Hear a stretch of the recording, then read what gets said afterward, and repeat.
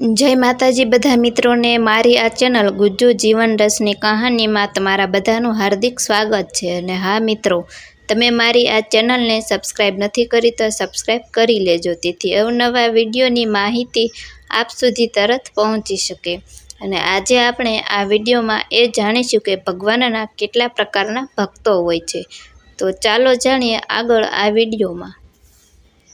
શ્રીમદ ભગવદ્ ગીતામાં ભગવાનના કેટલાક એવા ભક્તોનો ઉલ્લેખ છે જેઓ શાસ્ત્રોક્ત વિધિ વિધાન, નૈતિક તેમજ સામાજિક નિયમોનું પાલન કરે છે અને ભગવાન પ્રત્યે ભક્તિભાવ રાખે છે।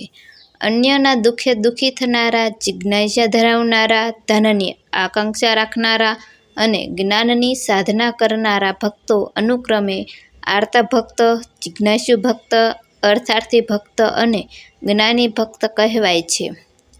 આવા ભક્તોની અનવરત ચાલતી કર્મ પ્રવૃત્તિ અહીં પ્રસ્તુત છે। નંબર 1, આર્ત ભક્ત। આર્ત એટલે સંતપ્ત, પીડાગ્રસ્ત। કોઈ આ આફત આવતા જેઓ દુઃખી થઈને પોતાના દુઃખો દૂર કરવા માટે ભગવાનને પોકારે છે તેઓ આર્ત ભક્ત કહેવામાં આવે છે। આર્ત એટલે ભીનાશ જોનારો, ભગવાન માટે રડનારો, વિહ્વલ થનારો, જેવા કે સંત નામદેવ। આવો ભક્ત ભગવાનનો પ્રેમ ક્યારે મળે, ક્યારે તેને ભેટું, તેના ચરણ કમળમાં ક્યારે સ્થાન પામવું, એવી તાલાવેલી ધરાવે છે। આ ઉપરાંત સૃષ્ટિ આટલી દુઃખી કેમ છે, માણસ આટલો ઉદાસીન કેમ છે, એનું ચિંતન તેને હૈયે હોય છે। તે પોતાના દુઃખથી જ નહીં, અન્યના દુઃખથી પણ આર્ત બને છે। મીરા ગાતી હતી કે હરિ તુમ હરો જન કી વીર। કુંતીએ પણ પ્રાર્થના કરતાં કહેલું કે હે પ્રભુ, મને દુઃખમાં નાખ, જેથી પળે પળ તારું સ્મરણ રહે। આવી પ્રાર્થના આર્ત ભક્તની હોય છે।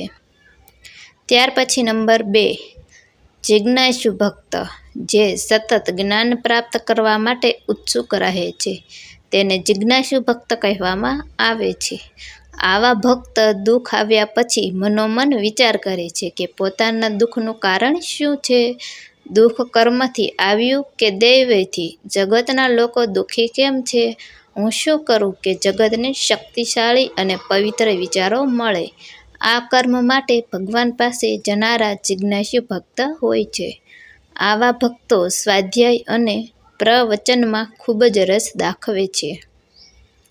સદગ્રંથોનું અધ્યયન કરી ચિંતન મનન કરે છે।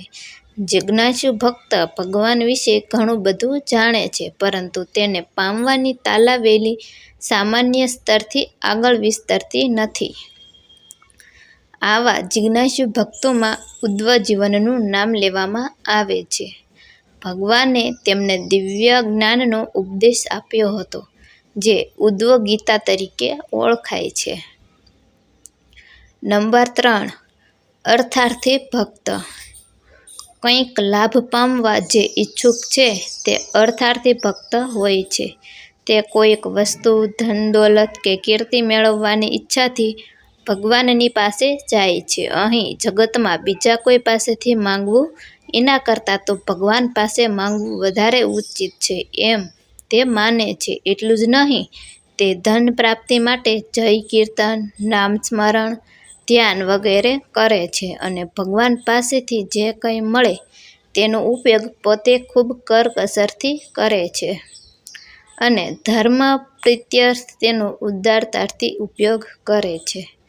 જેનામાં ભગવાનના સંબંધનું પ્રાધાન્ય છે તે ક્રમશઃ ભગવાનની તરફ જ આગળ વધતો જાય છે અને ભગવાનમય બની જવાથી સમયાંતરે તેનામાં ધન લોલુપતા ઘટતી જાય છે અને સમય આવ્યે ક્ષીણ પણ થઈ જાય છે। આવા ભક્તોમાં ધ્રુવજીનું નામ પ્રસિદ્ધ છે।